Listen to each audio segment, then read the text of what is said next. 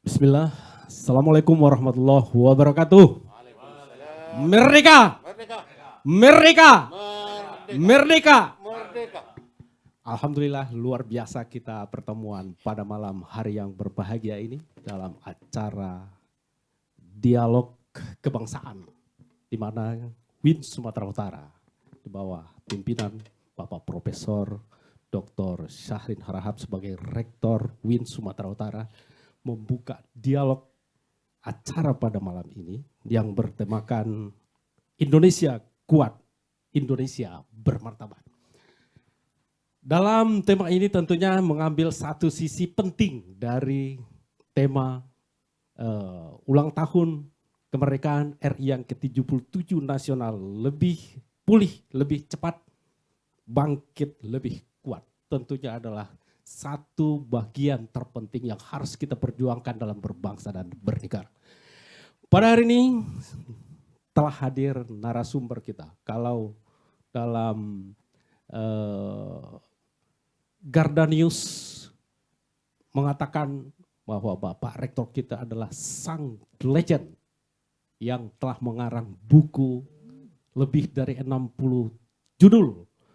Tentunya persoalan yang sangat luar biasa, membedah pemikiran-pemikiran di dalam keislaman yang juga sebagai penganut rasional teosentris, di mana pemikiran-pemikiran yang rasional berdasarkan wahyu ataupun Al-Quran. Juga di studio telah hadir, nggak kalah pentingnya, yaitu satu tokoh yang luar biasa yang bisa untuk menerjemahkan bahasa-bahasa langit terhadap persoalan-persoalan sosial, yaitu kita panggilkan Bapak Sohibul Ansori Siregar, yaitu adalah sebagai tokoh sosiolog, pemikir Islam di Sumatera Utara. Tentu kita sangat berterima kasih juga kepada Bapak Rektor sudah hadir di hadapan kita bersama, para dekan, para civitas akademika Sumatera Utara, juga para mahasiswa yang juga hadir pada hari ini, pada malam hari ini. Juga kepada Bapak Ibu yang mengikuti dialog kebangsaan pada malam ini di ujung telepon mengikuti live melalui Zoom ataupun melalui YouTube dan Facebook, tentu tetap bisa mengikuti dialog yang cukup menarik ini. Baik, untuk lebih singkatnya kita minta kepada Bapak Rektor untuk membuka pembicaraan kita mungkin sekitar 10 sampai 15 menit. Kami persilakan dengan segala hormat dan selanjutnya nanti diserahkan kepada Bapak Sohibul Ansori. Silakan Pak Prof. Terima kasih.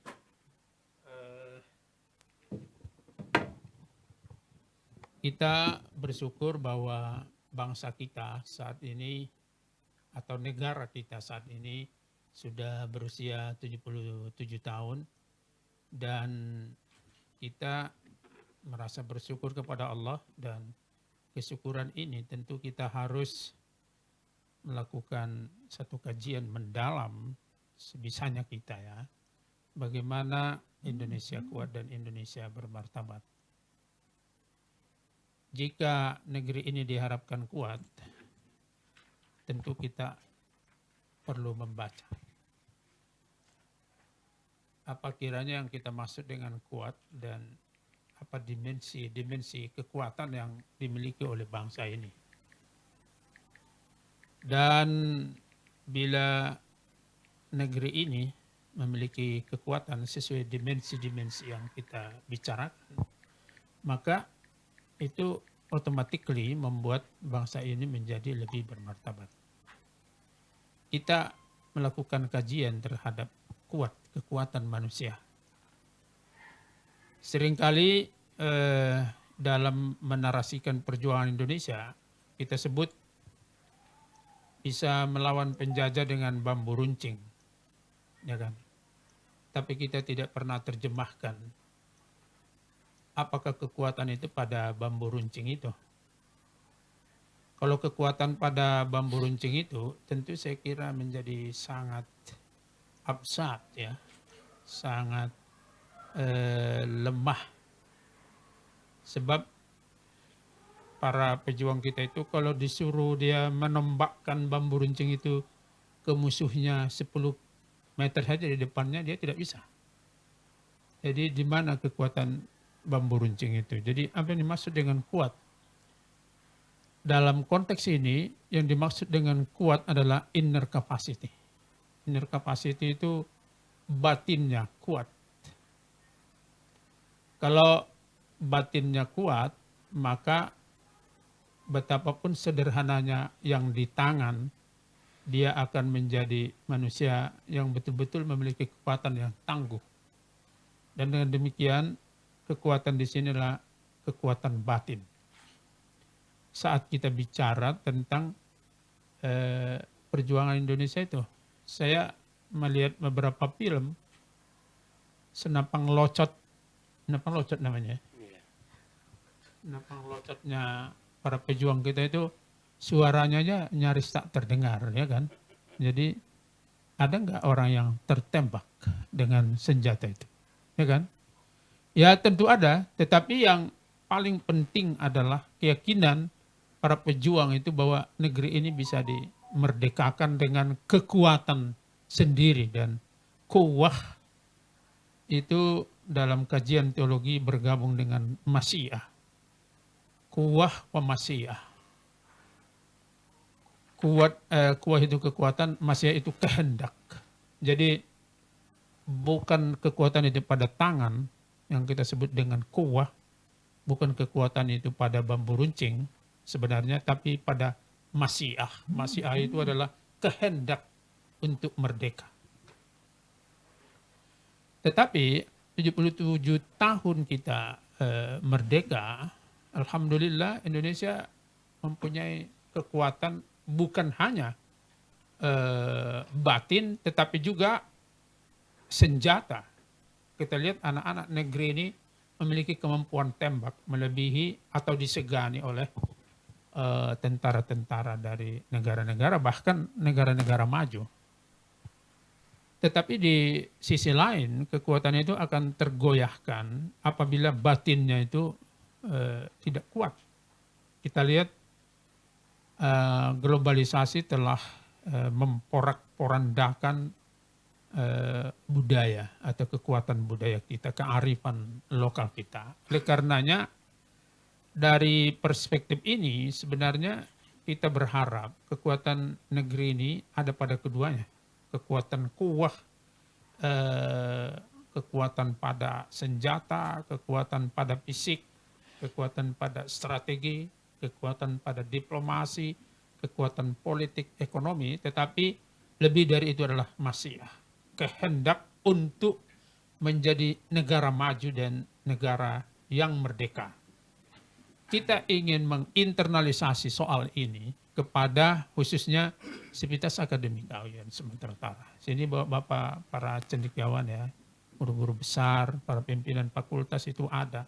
Saya kira pesan kita ini harus masuk ke relung hati dari semua Sivitas Akademika, karena mereka akan berbicara kepada masyarakat, mereka akan memberi spirit kepada masyarakat bahwa kita harus memiliki kehendak untuk menjadi negara besar. Banyak sekali perhitungan bahwa kira-kira 5 atau 6 tahun ke depan kita akan menjadi kekuatan raksasa ekonomi dunia, dan itu tidak semata-mata ditentukan oleh ekonomi kita, tetapi juga ditentukan oleh masyiah tadi, kehendak untuk menjadi negara yang bermartabat. Saya kira itu pengantar dari saya. Terima kasih. Ya, terima kasih kepada Bapak Prof yang telah memberikan gambaran dan sebagai pengantar dialog kita pada hari ini. Dan sekali lagi kami ingatkan bahwa dialog ini bisa diikuti melalui Facebook dan YouTube. Langsung nanti juga berdialog beberapa dekan Sivitas Akademika yang hadir di studio. Langsung saja kita minta kepada Bapak Dr. Sohibul Ansori sebagai pakar sosiologi Islam di Sumatera Utara. Silakan Pak Prof. Terima kasih. Assalamualaikum warahmatullahi wabarakatuh. Pak Rektor, terima kasih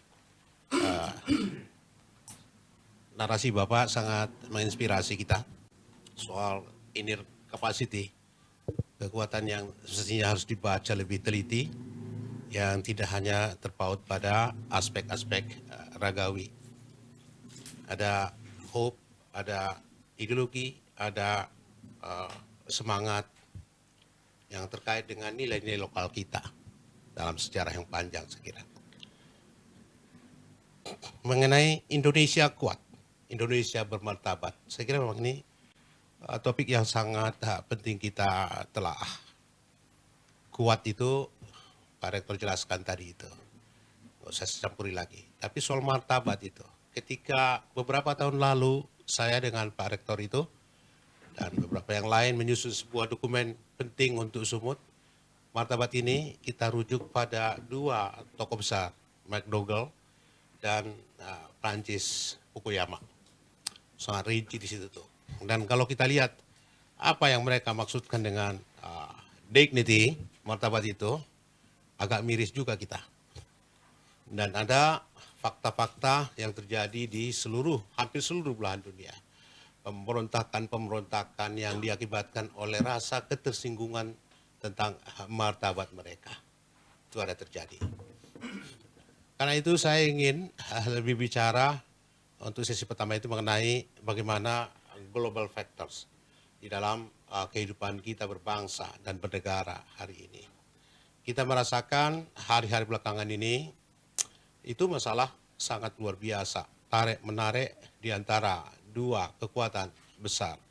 Saya kira saatnya setelah selesai Perang Dingin muncul sebuah era anarkisme dalam pengertian nggak ada komandan, nggak ada yang hebat, rerak begitu rupa. Tapi sekarang muncul kembali apa yang kita sebut dengan kekuatan dominan dari dua negara besar, Amerika dan Cina. Saya kira beberapa bulan terakhir ini itu Pak Presiden kita pergi ke Amerika, terus dari situ pergi ke Cina, dan kemudian bagaimana pemberitaan nasional dan internasional tentang G20 dan agendanya. Ada negara-negara yang khusus datang ke sini untuk menghilangkan hak si Rusia untuk tidak hadir lagi nanti di G20. Tentu saja itu bukan kewenangannya Pak Presiden kita, karena si Rusia itu punya hak. Dan kita lihat kembali itu apa yang terjadi, konflik antara Rusia dan Ukraina. Ini menunjukkan adanya hal-hal yang sangat serius.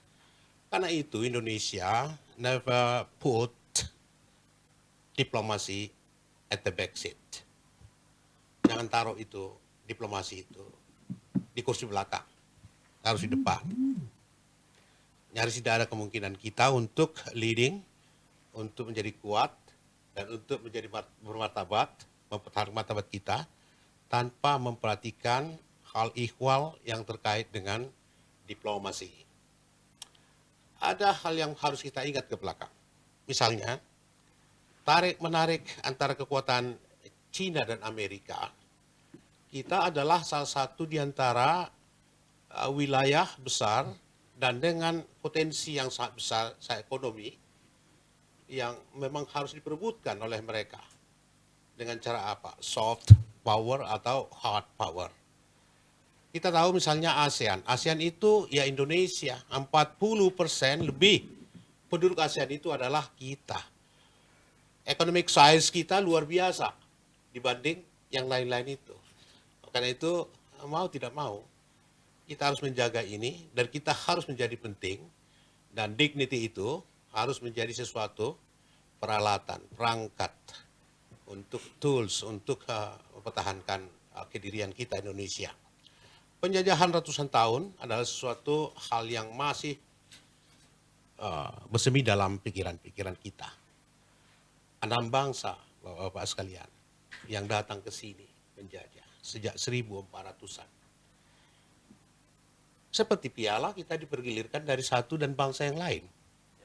Dan itu akan terulang kembali jika dignity tidak kita pelihara. Diawali dengan perjanjian Tordesillas dan Zaragoza tahun 1400 sekian. Dua bangsa atau negara Ini Portugis dan Spanyol. Menginventaris data-data para musafir mereka yang berkeliling dunia dan menemukan banyak hal yang menjadi potensi ekonomi yang bisa dikelola untuk kepentingan dua negara besar ini. Maka berkelahilah mereka di mana mereka bertemu di perawan-tawan itu, sehingga Paus waktu itu memanggil, dibuat kesepakatan, kita bagi dua ini dunia ini. Sebelah untuk Portugis, sebelah untuk Spanyol. Itu Tordesillas dan Zaragoza. Dan kita adalah menjadi milik dari si Portugis. Dan pertama kali kita perang dengan asing, itu di Tidore dan Ternate, ya itu tuh. Nah, dengan mereka, dengan apa ini. Setelah Perang Dunia kedua, kita singkat dulu, kurang lebih mungkin 1915, Pax Britannica di-destroy oleh Pax Americana. Dimulai dari betapa sadarnya Amerika ini tentang kekuatan potensi ekonomi dan sumber daya di Timur Tengah. Mereka berebut di situ, dilucutinya si Inggris dan semua Eropa yang ada di situ. Dia memulai itu. Dia kembangkan hal ihwal baru tentang bagaimana menguasai dengan neo-imperialism dunia ini. Diawali dengan satu taktik Marshall Plan. Mereka cetak dolar banyak-banyak, mereka bagikan kemana-mana, dan mereka kontrol. Dari itu sehingga sekarang, dolar itu adalah sesuatu instrumen yang dominan untuk dunia. Kita berutang pakai dolar, kalau nggak pakai Cina. Ada prinsip dasar dalam makroekonomi yang perlu dikritik untuk martabat ini tadi. Kalaupun mau berutang itu haruslah terpaksa sekali, dan jika harus terpaksa sekali, pakai uang sendirilah, supaya jangan terlalu banyak bobol uang kita. Itu yang pertama, yang tak boleh kita lupakan. Bagaimana mereka menggeser kekuasaan dunia ini, dan tujuan mensahkan cara. Itu selalu begitu, menghalalkan cara, apapun itu. Pax Britannica berakhir, dilanjutkan dengan Pax Americana. Tapi kemudian kita tahu setelah Perang Dingin selesai, ada pergeseran kemampuan, dan saya tidak tahu, walaupun 30 tahun yang lalu atau lebih, Cina itu berada jauh di bawah kita, India itu jauh di bawah kita untuk segala macam ukuran, tapi dia mengejar ketinggalannya, dan dia sekarang mengalter kita. Bukan mengalter, di atas kita, berharap ke dia. Luar biasa dia sebagai ini. Anehnya karena COVID itu muncul, maka itu Cina mengalami kontraksi, sehingga apa yang harus dilakukannya di berbagai negara di luar termasuk Indonesia tidak begitu kuat sesuai dengan rencana Obor dan BRI itu kemarin. Kalau nggak ada COVID, saya kira cengkramannya luar biasa ke Indonesia ini. Kita nggak boleh bersyukur. Ya, tapi itulah faktanya. Dan Cina itu memiliki agenda yang sangat besar, krusial dalam negeri. Jika ada, misalnya Pak Marembang, ini kan apa kita ini ya, ilmu sosial kita ini, atau Pak moderator kita ini berhasil mengentertain demokrasi di Cina, Cina itu bisa pecah menjadi 6. Itu potensinya. Kajian-kajian geopolitik seperti itu. Maka terapinya bagi Xi Jinping adalah mengamandemen konstitusi. Sudah berhasil itu, dan dengan amandemen terbaru itu, Xi Jinping akan berkuasa seumur hidup. Ini ditiru di teman pergerakannya sehaluan, itu Putin, juga berhasil mengamandemen konstitusi, dan dia bisa berkuasa 16 tahun ke depan lagi. Sekarang usia dia adalah sekitar 70 atau 8, Putin itu. Jadi seumur hidup juga itu. Itu terapi mereka. Karena ada hal ihwal yang terjadi dalam negeri itu, harus disembunyikan, harus ditekan, dengan berbagai macam police state, strategi dan sebagainya itu. Lalu vaksinika itu Cina udah habis tuh, dan terseok-seok masuk sekarang Pax Covidika. Siapa yang memanage COVID ini, dia akan berkuasa. Apakah lewat vaksin atau apa dan sebagainya itu. Banyak negara yang sebetulnya mampu untuk itu, tapi di-destroy oleh kekuasaan-kekuasaan mereka. Sistem internasional dan lembaga-lembaga internasional ditundukkan pada kemauan oleh para negara-negara yang memiliki kekuasaan itu. Akhirnya saya akan mengatakan bahwa never put diplomasi at the back seat. kita jelas memiliki sumber daya yang besar, jumlah penduduk, kemudian macam-macam kekuatan ekonomi dan yang masih harus dieksplorasi, yang masih belum diaktualkan, itu kita banyak. Semua orang mengakui itu, karena itulah anak bangsa datang ke sini. Dan kita juga memiliki sebuah pengalaman pahit sejak merdeka. Mempertahankan kemerdekaan itu sesuatu hal yang sulit dalam diplomasi internasional. Saya seolah-olah mengatakan tidak ada suksesi yang amat nyaman di Indonesia ini kecuali mulai era SBY. Seluruhnya itu ditentukan oleh pengaruh-pengaruh asing. Apa yang oleh para analis dan ahli sejarah disebut sebagai kudeta merangkak. Itu soft power yang dijalankan sehingga dengan terpaksa banyak negara di dunia yang diperlakukan hal seperti itu. Kita sekarang ada pada posisi yang tepat saya kira, tapi dengan penuh kewaspadaan, jangan sempat lengah. Global politik sedang berubah, dan beberapa hari yang lalu Pak Presiden juga sudah warning berbagai macam dan memperbandingkan kondisi-kondisi yang terjadi di berbagai negara. Dan ada keberuntungan kita di sini yang mungkin harus kita syukuri. Saya kira itu yang pertama dulu. Baik, Pak Dr. Sohibul Ansori Siregar telah memaparkan bagaimana percaturan politik dunia yang barangkali akan nanti menukik dalam persoalan-persoalan kebangsaan.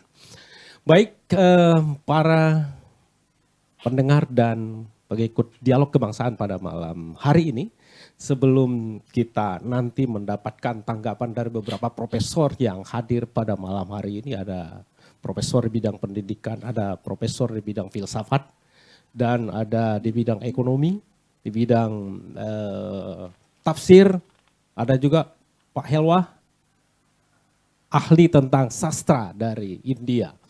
Baik, tentu kita akan pertajam dulu kepada dua narasumber kita pada saat ini. Prof, tadi kita sudah berbicara bahwa kekuatan itu adalah inner capacity. Intinya sebetulnya adalah bukan kekuatan secara fisik yang diperjuangkan.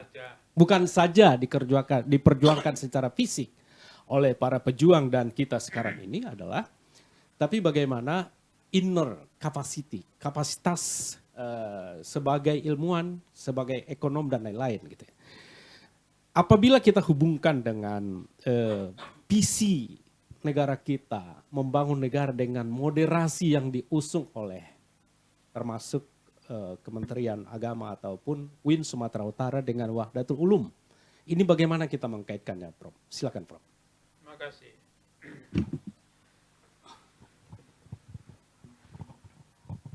Kekuatan yang saya sebut tadi sebagai masyiah itu, kehendak itu, terutama disupport oleh dua hal. Pertama, kearifan lokal, local wisdom. Dan yang kedua, agama. Jadi, para pejuang kemerdekaan bangsa sebenarnya kekuatan diri mereka itu disupport oleh dua hal ini. Sebagai masyarakat atau kerajaan-kerajaan yang merasa dirinya sebagai manusia bermartabat, dia menganggap bahwa penjajahan ini adalah sesuatu yang melawan hakikat kemanusiaan dan local wisdom. Yang kedua, belakangan kita menerima agama. Maka yang memperkuat bangsa Indonesia itu adalah agama. Jadi dua kekuatan ini saling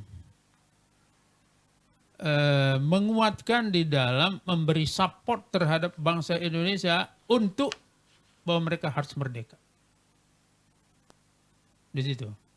Nah. Untuk itulah, ini bukan urusan Kementerian Agama, ini urusan bangsa. Urusan bangsa. Adalah menarik bahwa the founding fathers bangsa kita ya, para pendiri bangsa itu, mereka dalam perjuangannya, dalam diplomasinya, dalam cita-citanya, itu disupport oleh agama. Tetapi yang menarik, para pejuang bangsa itu tidak menyeleksi para pejuang berdasarkan agamanya. Hampir tidak ada permintaan data tentang kalian agama apa. Kita sekarang akan memulai perjuangan, kau agama apa gitu. Tidak ada itu. Itu tidak ada seleksi dari sudut apa agamanya, jenis agamanya. Kemudian apa sukunya. Ya kan? Itu tidak ada. Tetapi kita lihat bagaimana para pejuang dan pendiri bangsa itu bagaimana menguatkan, menggunakan kekuatan. Dua kekuatan itu dimanfaatkan untuk kehendak merdeka. Jadi saya kira ini menjadi penting ya.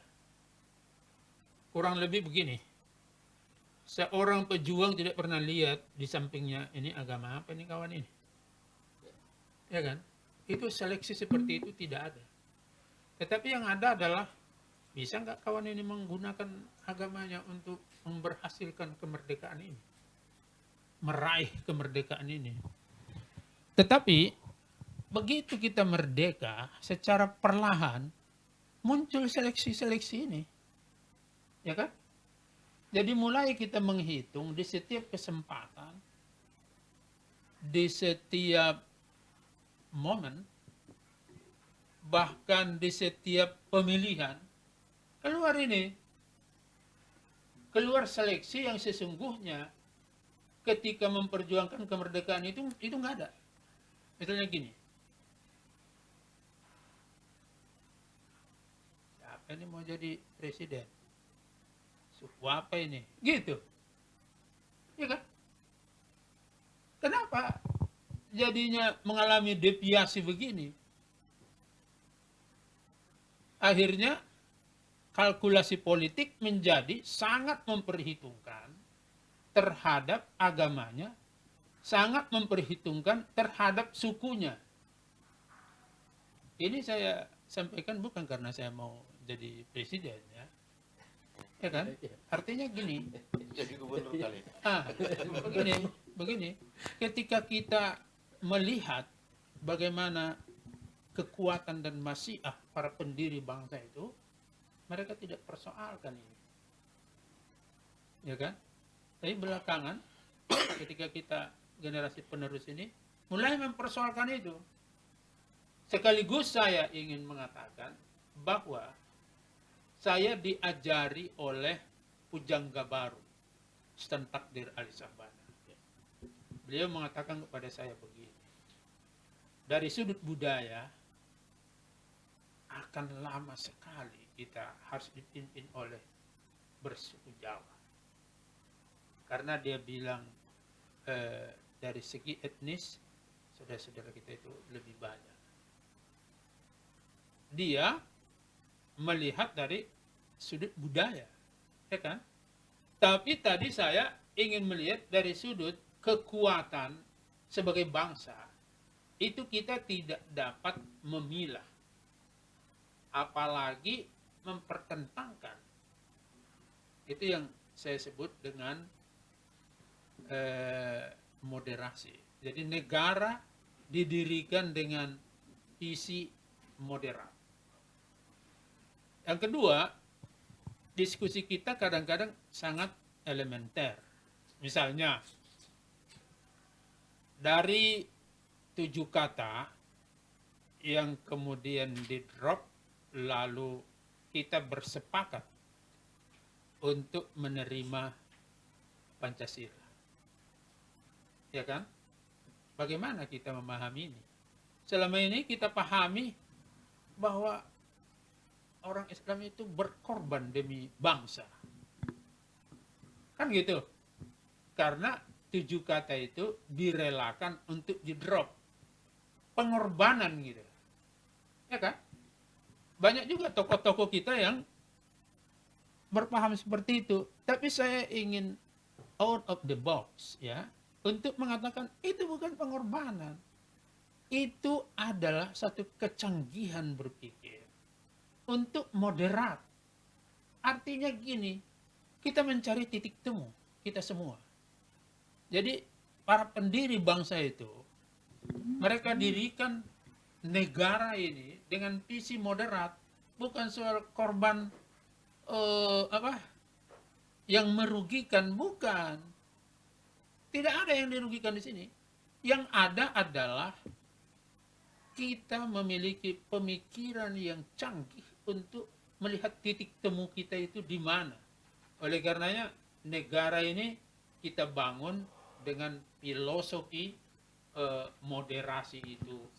Titik temu kita ada pada ketuhanan yang Maha Esa dan nilai-nilai universal yang ada pada pesan Pancasila itu. Jadi begini, saya ingin mengatakan apakah ini terlalu berani bagi seorang rektor? Saya kira karena saya saya kan ilmuwan saya, ya kan? Bukan politisi saya. Mungkin nanti ada waktunya jadi politisi ya. Nah, tapi begini, bagi saya di situ tidak ada soal pengorbanan. Bukan umat Islam itu bukan berkorban, tapi umat Islam itu memiliki pikiran yang canggih untuk kita lebih universal melihat masalah ini. Di mana kita bertemu, itulah kita ambil karena agama yang kita anut juga menganut titik temu itu. Jadi itu yang saya sebut dengan negara ini didirikan berdasarkan visi moderat. Dan hingga di akhir zaman saya yakin itu sampai kapan kita bisa mempertahankan titik temu itu, sebetulnya itulah salah satu jaminan bagi pemeliharaan negara kesatuan. Nah, jadi saya kira di situ. Terima kasih. Baik, luar biasa Pak Profesor kita untuk menjelaskan bahwa keberlangsungan negara bangsa adalah berada pada titik sentral di mana kita bisa mempertahankan moderasi beragama.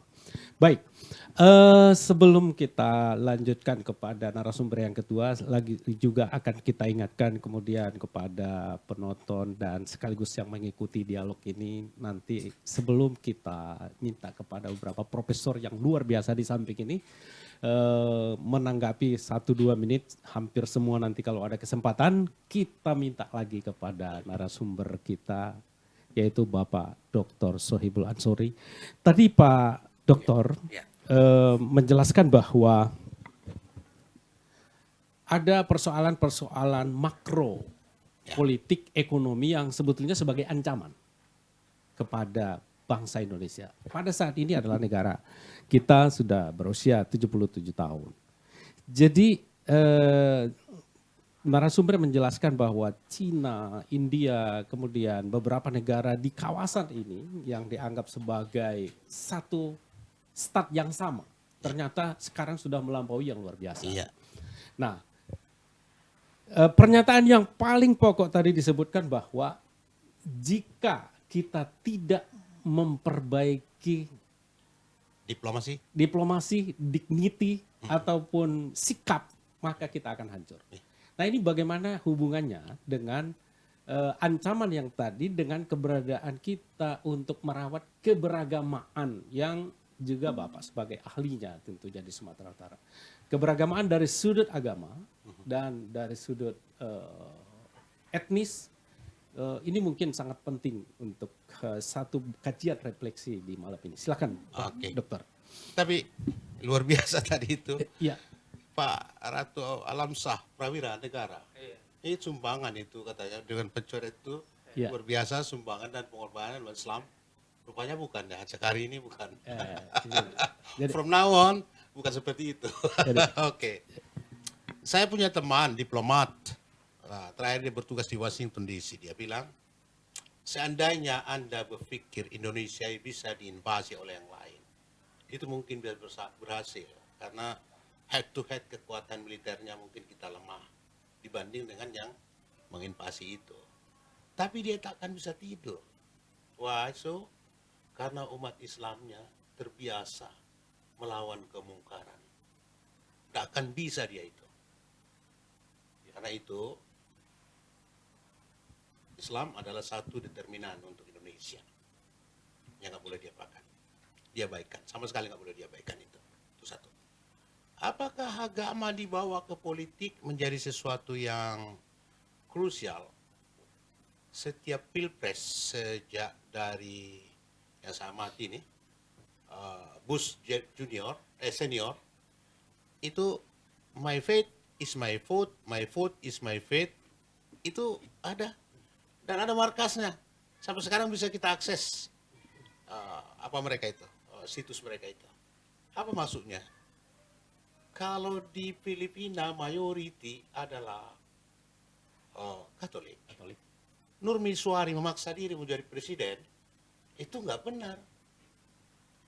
Jadi kalau Profesor Syahrin tiba takdirnya nanti kita usul, kita dukung menjadi presiden Indonesia, saya berharap jangan ada orang yang ribut karena beliau itu intelektual Islam. Nggak boleh begitu. Kan demokrasi itu suara terbanyak, aspirasi dalam proses sirkulasi. Sabah Mahmud sangat tajam mengkritik. Mengapa Mesir itu terus diganggu oleh pemikiran Eropa itu dan Amerika? Hanya gara-gara dia dengan barikade kulturalnya terus-menerus melayani dialog dengan pemikiran-pemikiran Barat, sehingga dia menyaring itu untuk mempertahankan keislamannya. Dan tidak bolehkah orang-orang mayoritas Muslim di negaranya masing-masing menjadi berkuasa terlalu dalam torehan dari penderitaan yang diakibatkan oleh kolonialisme itu. Yang untuk Indonesia dengan 6 bangsa tadi itu muncul sebuah penyakit yang hingga hari ini belum juga selesai. Itulah inlanderitas. Inlanderitas itu ada pada kurikulum dan silabus pendidikan juga ada. Nah, itu yang dilawan oleh Wahdatul Ulum Kurikulum. Kan itu kira-kira. Itu satu. Jadi clear di situ ya, agama sesuatu yang sangat penting, walaupun tidak harus diekspresikan dengan cara yang tidak benar. Dan politisasi agama itu ada takaran yang benar, ada takaran yang sudah goes too far. Ada 4 faktor yang terus-menerus interplay, yang jika kita tidak bisa memanage itu sebaik, akan ada sesuatu yang berdampak. Dan saya kira kita satu di antara banyak negara yang relatif kurang successful memanage 4 faktor itu. Apa 4 faktor itu? Setiap negara dan bangsa memiliki 4 hal yang tidak boleh tak bisa diabaikan. Urusan utamanya, pertama soal identitas dan termasuk ideologi dari bangsa itu. Sangat penting. Apa definisi Amerika, apa definisi Malaysia, kita sama-sama Melayu itu. Apa definisi Brunei Darussalam dan Indonesia, itu relatif terikat pada sejarah perjuangan mereka. Itu satu. Bagaimana identitas, kewarganegaraan dan ideologi, hak-hak dan kewajiban, bagaimana menata itu. Itu satu. Yang kedua, pendayagunaan alat-alat kekuasaan yang sah. Seperti sekarang ini kita tahu betapa runyamnya kita dibikin oleh Pak Sambo ini. Itu kan alat kekuasaan yang sah, dikendalikan oleh ketidaksahan motif dan lain sebagainya. Runyam. Bagaimana kita menyelesaikan itu? Panjang ceritanya. Apakah sudah berakhir dengan sekian orang jenderal? Belum lagi, masih panjang ini. Jadi ini satu hal yang tidak dimanage dari awal. Yang ketiga adalah masalah legitimasi. Legitimasi itu bagaimana cara seorang menjadi rektor, ada prosedur. Dan bagaimana cara seorang menjadi gubernur, ada prosedur. Bagaimana cara seorang menjadi presiden, ada prosedur itu. Apakah dia ditata dengan cara demokratis dan ada sirkulasi yang sehat sesuai dengan rumus-rumus demokrasi, itu persoalan utamanya. Dan selalu dinamik. Belakangan muncul buku yang sangat kritis bagaimana demokrasi bisa mati. Karena pentolan-pentolan demokrasi itu sendiri yang mencari insentif untuk dirinya dan kelompok-kelompoknya dengan menjalani demokrasi secara formal. Yang terakhir adalah sumber daya dan distribusi. Siapa bilang bahwa Indonesia itu kekurangan sumber daya alam? Sangat besar kekayaannya. Tapi ada teori kutukan sumber daya. Dengan sumber daya itulah kita menjadi menderita. Baik pada masa lalu dan saya kira juga hari ini. Ada hal-hal yang belum tepat pada saya. Jadi interplay dari 4 faktor itu selalu menentukan apakah sebuah bangsa melampaui tantangan-tantangan psikologis dan sejarahnya sehingga dia tampil sebagai bangsa baru. Agak susah kita membayangkan mengapa Vietnam bertemu dengan kesebelasan Indonesia, kita luar biasa girangnya. Padahal siapa tuh Vietnam itu menurut sejarah perbandingan? Cina aja jauh di bawah kita 30 tahun lalu. India jauh di bawah kita untuk segala macam urusan. Saya ingatkan bahwa tahun 39 kalau nggak salah itu, kita belum merdeka. Putra-putra Indonesia yang sekolah di luar negeri dan ada dalam negeri diutus ke Piala Dunia dan dia mendapat runner up kalau nggak salah. Setelah kita merdeka, main lagi kita bertemu dengan Soviet, waktu itu masih ada Soviet itu. Setelah itu dia harus bertemu dengan satu negara yang karena pemahamannya tentang doktrin pembukaan 1945 dia tidak mau bertanding, didiskualifikasi. Dia harus berhadapan dengan Israel. Dia bilang, tidak, saya tidak mau berhadapan dengan Israel. Israel itu penjajah, dia bilang. Dia pilih untuk didiskualifikasi. Jadi ada catatan-catatan kita yang prestisius di masa lalu, itu hilang sekarang. Mengapa? 4 faktor ini tidak dimanage secara baik. Itu saya kira. Ya, baik Pak Dr. Sohibul Ansori sudah memberikan teori-teori untuk memahami apa yang terjadi dan mungkin solusi-solusi yang diberikan untuk menyelesaikan persoalan-persoalan ini. Baik, mungkin Pak Prof dan Pak Sohib dan kepada pemirsa yang melalui Zoom, YouTube dan Facebook, kita minta dulu dari peserta dialog kebangsaan pada malam hari yang berbahagia ini ada beberapa profesor, saya lihat ada tokoh mahasiswa yang hadir dan tadi ada anggota DPR dan selamat datang kepada Bapak Pak Sahira Jandi sudah datang hadir. Iya, Buya. Baik, tetap kita harapkan ada sumbangan ataupun hibah pemikiran dari beberapa profesor, terutama sekali ada Pak Profesor Abdurrahman, juga ada Pak Prof. Akhir Jain, ada Prof. Hafiz, ada Bang Prof. Kemarin Bang Daulay sebagai WR 4, ada Pak Sahira Jandi, dan ada juga calon doktor.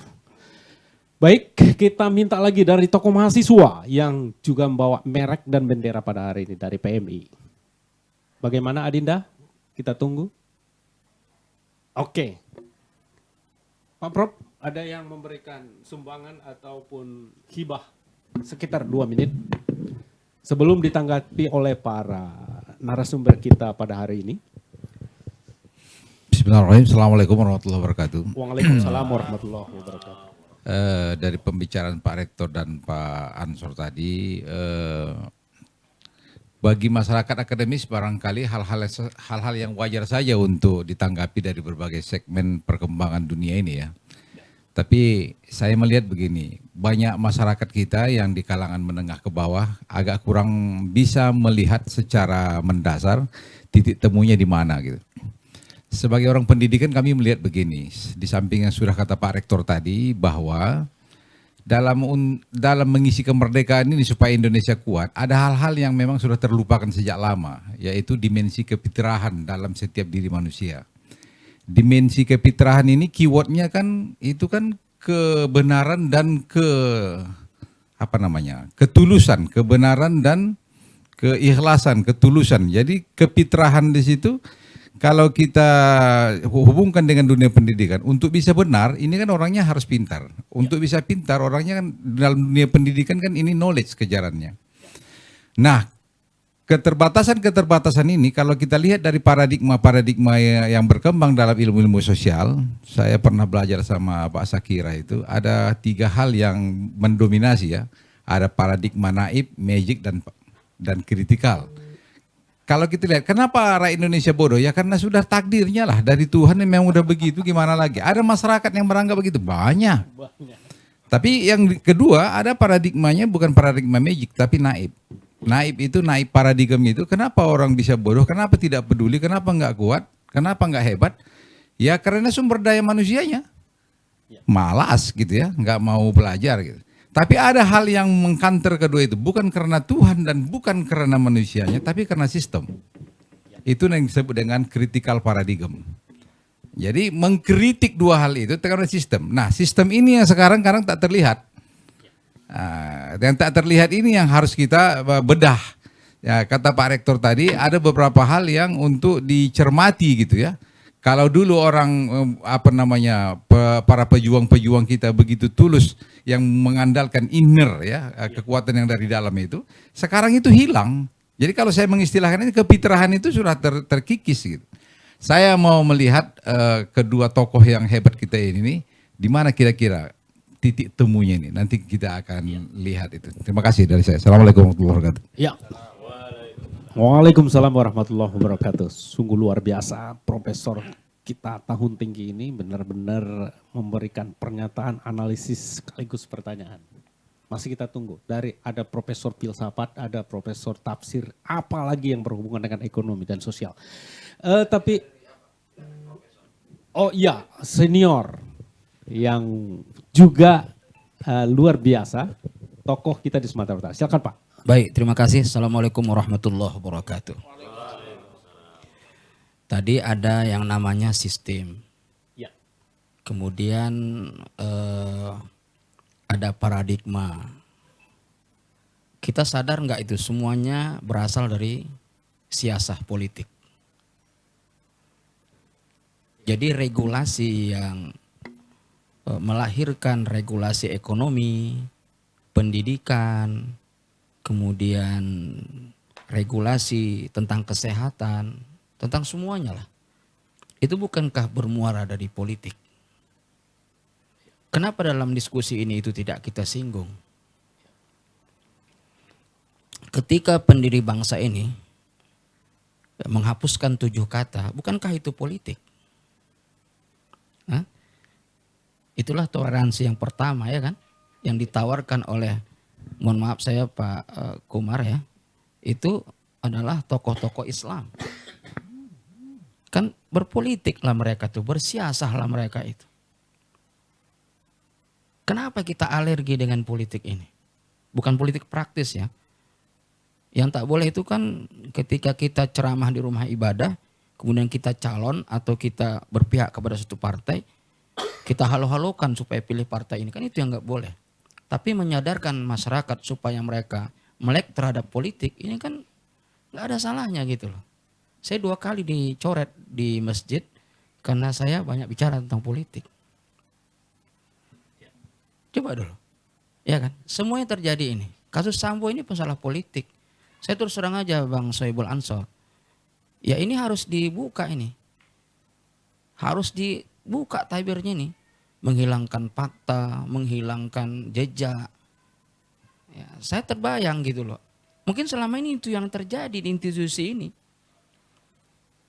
Bukankah ada orang-orang rakyat Indonesia ini yang cerdas dan pintar, tapi kena korban politik, ada nggak nih? Hah? Sengaja dikorbankan, sengaja ditumbalkan. Ada nggak?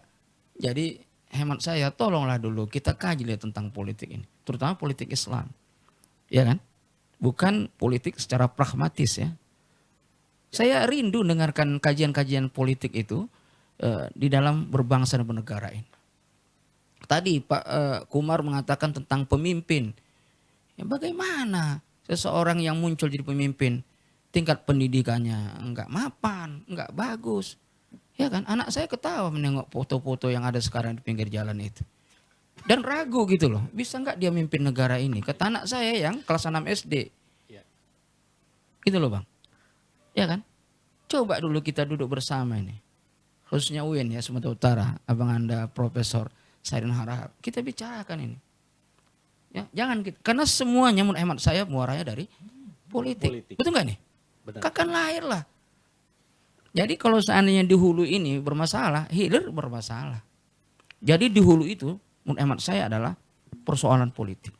Dan tentang politik Islam itu tidak diragukan lagi. Dan sudah pernah terjadi, dipraktekkan oleh pendiri bangsa kita yang mayoritas muslim dan para ulama tentang politik Islam ini. Alhamdulillah. Gitu ya. Saya pikir itu saja masukan dari saya. Mohon maaf. Assalamualaikum warahmatullahi wabarakatuh. Waalaikumsalam warahmatullahi. Sungguh luar biasa bahwa kita merawat keragaman, moderasi. Satu lagi mungkin dari adik kita mahasiswa untuk memberikan pertanyaan. Biar kita selesaikan ini satu putaran. Putaran kedua nanti kita putar lagi. Masih ada sebelum kembali kepada Pak Prof dan narasumber kita pada hari ini. Silakan. Ya, sebutkan namanya, Dek. Bismillahirrahmanirrahim. Assalamualaikum warahmatullahi wabarakatuh. Waalaikumsalam warahmatullahi wabarakatuh. Nama saya Dedi Arisati Ritonga. Kami dari Pergerakan Mahasiswa Islam Kota Medan. Ya. Berhubung dengan tema kita Indonesia Kuat, Indonesia Bermartabat. Ya. Sebenarnya saya agak segan untuk melemparkan pertanyaan karena yang di depan saya ini adalah guru-guru besar, ilmuwan.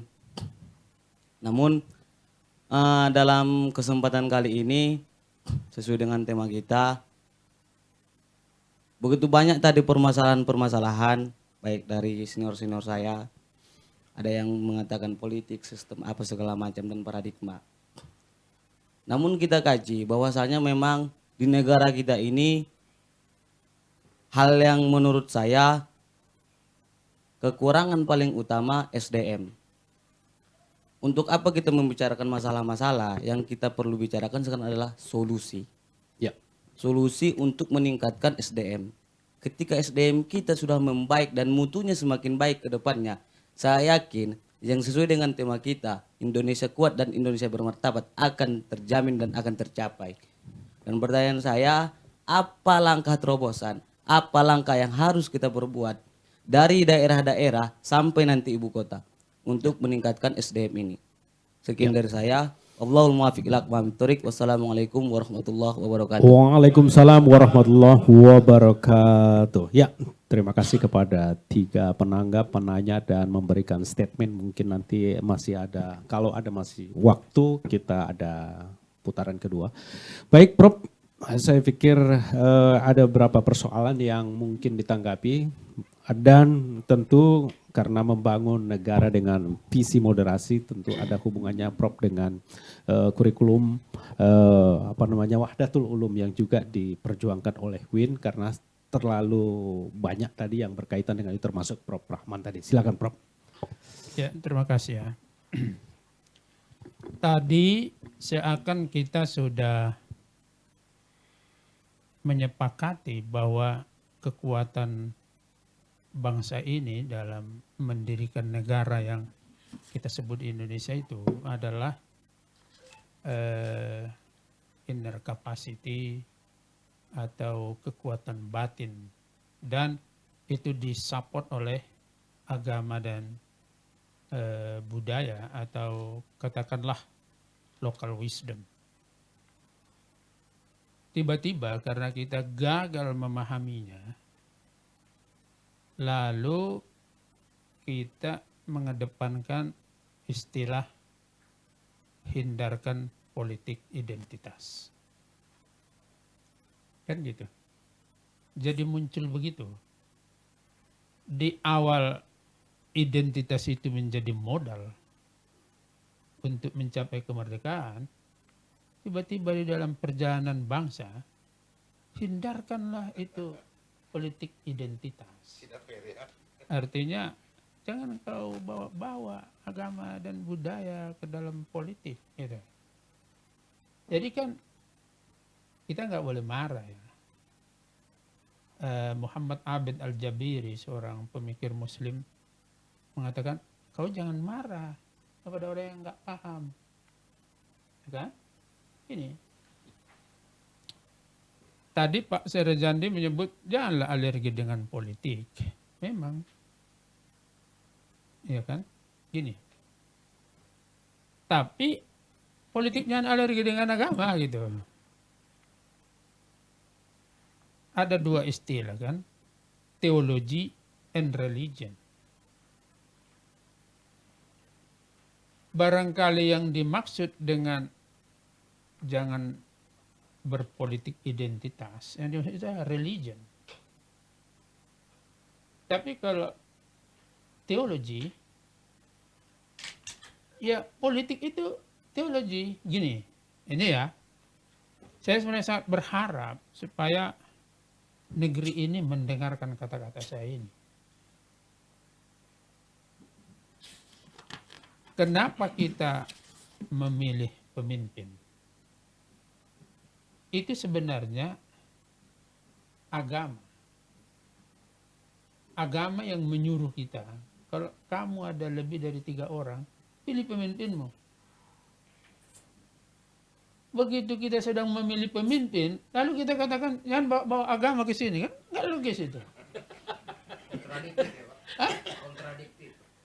Iya, artinya kita tidak mendalami, karena para pengkaji keislaman menyebut kita mengalami 2 hal. Pertama, keberagamaan kita itu masih puber, masih remaja, enggak dewasa-dewasa. Yang kedua, silent religion. Jadi agama itu tersembunyi gitu.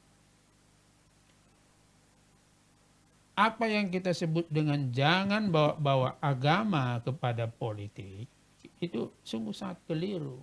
Yang kita sebut politik itu adalah juga agama. Misalnya, kalau dicoba hitung ya, aktivitas manusia paling banyak digerakkan oleh apa? Kebijakannya digerakkan oleh apa?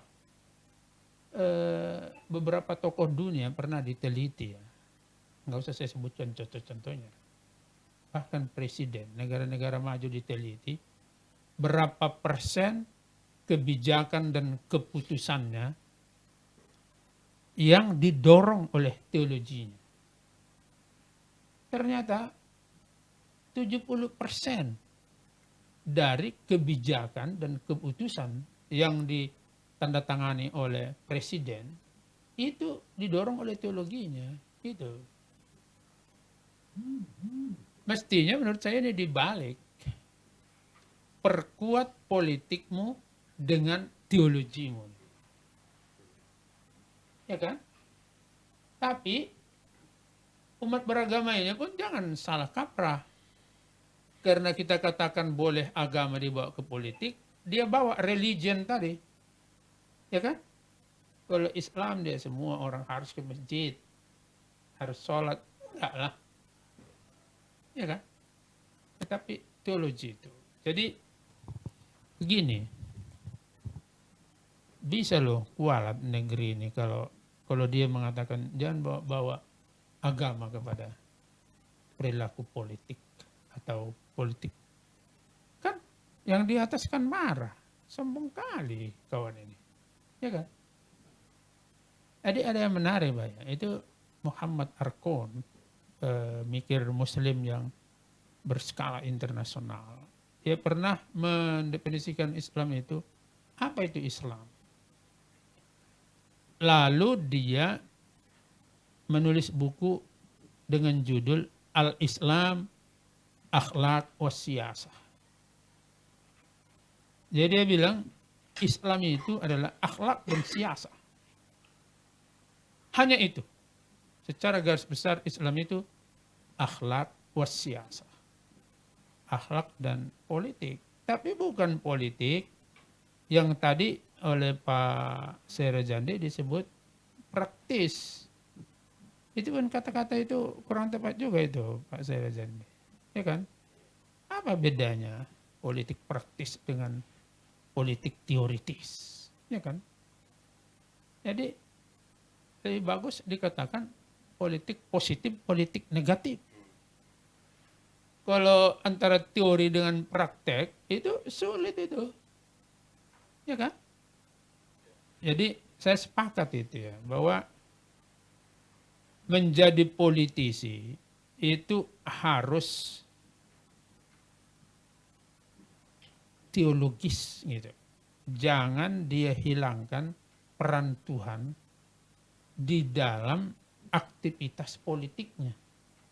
Sebab kalau dia hilangkan peran Tuhan dalam aktivitas politiknya, maka politiknya itu juga menjadi salah gitu. Nah, disitulah tadi karena disebutkan harus dibawa ke kurikulum, maka kan paradigma integration of knowledge yang kita kembangkan di UIN itu kita harus melihat ilmu ini sebagai satuan gugus ilmu yang secara teknis kita sebut wahdatul ulum, bahwa ilmu itu satu. Jangan karena belajar politik lalu agama dinegasikan, ditiadakan. Sebab menurut integration of knowledge itu, ketika kau belajar politik, itu ada kaitannya dengan agama. Dan ketika kau belajar agama, ada kaitannya dengan politik. Ini misalnya, ini sekarang ini dialog agama atau di luar agama, ya kan? Katakanlah ini dialog agama, tapi di sini ekonomi berbicara. Bagus-bagusnya baju kita, ya kan? Macam beliau ini Selwa Kumar, tengok bajunya ini dari India atau dari Amerika ini, ya kan? Bangladesh. Peci dari Bangladesh. Kampung Madras. Begini, maksud saya, ini kan ada ekonomi, ya kan? Ekonomi. Jadi integration of knowledge itu, jangan kita itu berpikir dikotomis. Sebagai bangsa juga tidak boleh kita berpikir dikotomis.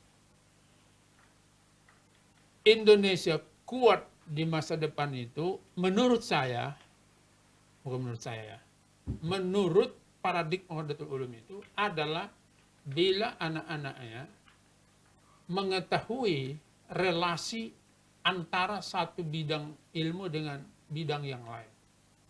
Itu kekuatan Indonesia itu menurut saya di masa depan di situ. Jadi Agus Salim itu adalah seorang agamis, seorang politis, seorang diplomat, kemudian pendidik gitu. Jadi jangan misalnya karena dia jurusan hukum, ditanya dia jurusan masalah agama, lalu dia bilang, aku nggak belajar agama, belajar hukumnya aku kali. Masa urusan agama yang sederhana aja kau nggak tahu, ya kan? Jadi di situ Pak ya, saya betul-betul merenungkan ini peta jalan bangsa, negara lain ya, bangsa dan negara kan beda. Kalau bangsa kan orangnya. Peta jalan bangsa ini kalau seperti ini dalam melihat kehidupan yang dikotomis terpotong-potong, sebenarnya kita sedang menghancurkan masa depan kita. Gitu. Oleh karenanya, saya kira UIN itu ada cita-cita besar lah dari kita untuk memberikan kesadaran pada dunia bahwa yang kita bagi-bagi ini, yang kita pisahkan secara dikotomis itu, oleh penciptanya enggak begitu. Ya kan? Tuhan mengatakan, ingin kau lihat secara picik saya masalah ini ada hubungannya dengan sana. Oleh karenanya seorang guru besar itu harus bisa melihat apa kaitan antara ilmu yang diajarkannya dengan ilmu yang ada, yang lain di sana. Supaya dia menjadi kuat. Saya kira itu. Makasih. Baik, terima kasih penjelasan Pak Prof yang luar biasa mengaitkan persoalan politik pendidikan dan kaitannya dengan Wahdatul Ulum yang diusung oleh WIN Sumatera Utara. Tentu masih kita sangat butuhkan perspektif sosiologis politis. Apa yang disampaikan oleh beberapa penanggap termasuk ada Pak Prof tadi, masih ada Pak Prof Abdurrahman, maksudnya masih ada yang perlu mungkin ditanggapi, bahwa ada yang menganggap di masyarakat kita ini bahwa kebodohan itu ya memang sudah takdir, atau memang itu ya sudah ditentukan kita takdir. Jadi hal-hal yang semacam ini bagaimana men-triggernya supaya bisa menjadi sebuah kekuatan yang menurut Prof tadi masih sangat banyak. Terima kasih, silakan Pak Prof. Di luar perseteruan Qadariyah Jabariyah, saya ingin begini, why nation failed itu cukup banyak buku dan teori tentang itu, dan jawabannya parameter ekonomi itu lebih dominan. Tapi saya ingin mengajak kita kembali ke Indonesia. Di pembukaan Undang-Undang Dasar 45 itu ada 5 doktrin besar yang menjadi alasan mengapa Indonesia didirikan, mengapa Indonesia dimerdekakan. Pertama adalah hapuskan segala bentuk penjajahan. Nah, penjajahan itu tidak mesti dibayangkan datang lagi orang Eropa datang ke sini nih untuk melakukan invasi dan sebagainya. Itu ada soft, ada yang hard. Dan saya kira itu tetap juga bisa mungkin terjadi di dalam satu negara antar kelompok. Dan kalau kita mau jujur, ayo kita periksa seluruh undang-undang itu, semangat kepenjajahan belepotan di dalam undang-undang itu, dan buktinya banyak yang dibawa ke Mahkamah Konstitusi, didestroy, gugur di situ. Undang-undang yang terakhir membuat kita riuh se-Indonesia itu, Cipta Kerja, salah satu di antara yang sangat syarat dengan semangat penjajahan tadi itu. Jadi itu yang pertama. Yang kedua adalah lindungi segenap bangsa dan seluruh tumpah darah. Itu prioritas. Warga negara. Warga negara lah determinan utama bagi sebuah bangsa. Biar tumpur satu negara demi warganya, itu jihad. Harus ditempatkan begitu. Jadi dia pada determinan utama, yang paling utama yang harus perjuangkan warga dan tanah airnya. Yang ketiga, memajukan sejahtera umum. Social welfare itu terus-menerus mengalami peningkatan kriterianya. Bisa diperbandingkan antara satu dan lain negara. Negara-negara Skandinavia mengcover banyak kebutuhan warganya. Di negara-negara yang terlalu tunduk kepada dikte-dikte Barat, itu bahkan dia menyebut subsidi. Padahal itu bahasa haram menurut saya, subsidi itu. Memang rakyat yang menjadi utama. Kesehatan, mestinya nggak ada kutipan-kutipan BPJS itu. Untuk itulah negara didirikan. Pemerintahan dipilih 5 tahun sekali dalam demokrasi. Dan seterusnya adalah mencerdaskan kehidupan bangsa. Berapalah perguruan tinggi negeri dibanding perguruan tinggi swasta? Dan mengapa pemerintah menonton, membiarkan pendidikan ini menjadi komoditi? Saya tidak tahu persis suara dari mana itu, sehingga muncul pertambahan jumlah UIN, jumlah IAIN di seluruh Indonesia sebagai salah satu jawaban untuk itu. Tapi ini nggak betul. Nggak betul. Selagi akses ke pendidikan tidak begitu baik, itu jawaban kita nggak ada untuk masa depan. Apalagi kita biarkan itu menjadi komoditi, luar biasa itu.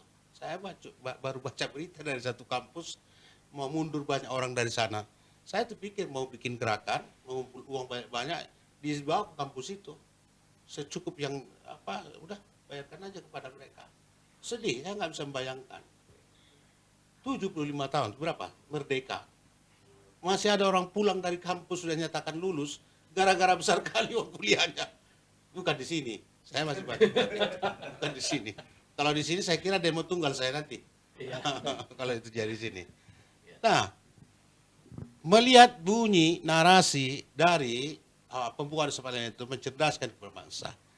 Jangan-jangan terjemahan bagi kecerdasan sebuah pemerintahan di masa datang, kalau Pak Profesor menjadi presidennya, adalah membuat biaya pendidikan itu menjadi nol.